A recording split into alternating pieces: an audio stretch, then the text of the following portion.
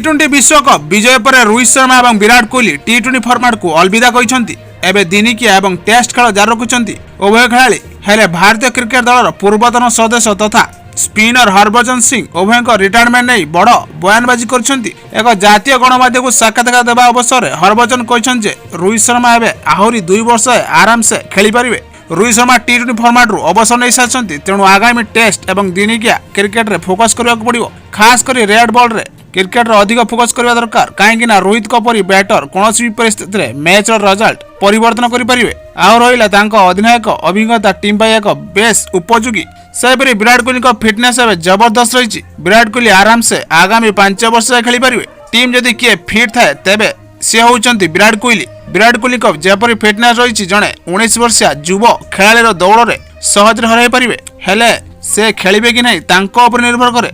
जदि मते दुही का अवसर नहीं पचरा जाए तेबे मु कहबी उभय 50 ओवर फॉर्मेट किछि दिन खेलिबा दरकार तापर उभय दिनिका फॉर्मेट को अलविदा कर देवा उचित। यहाँ पर उभय टेस्ट क्रिकेट रे बेस फोकस करबा उचित। टेस्ट क्रिकेट रे उभय का आवश्यक टीम पई बहुत उपयोगी रही। एहिभଳି क्रिकेट न्यूज देखा आम सह जोड़ी रहा Odia bat ball news channel को निश्चित सब्सक्राइब करंतु एवं पाखर दिया बेल आइकन को प्रेस करी ऑल कर दियंतु जहाँ फल एही चैनल रे पोस्ट होउतबा समस्त वीडियो नोटिफिकेशन आपण माने प्रथम पाइ परिबे। वीडियोटी भल लागितले गोटे लाइक एवं निजर फ्रेंड सर्कल शेयर करबा को जमार भूलंतु नहीं।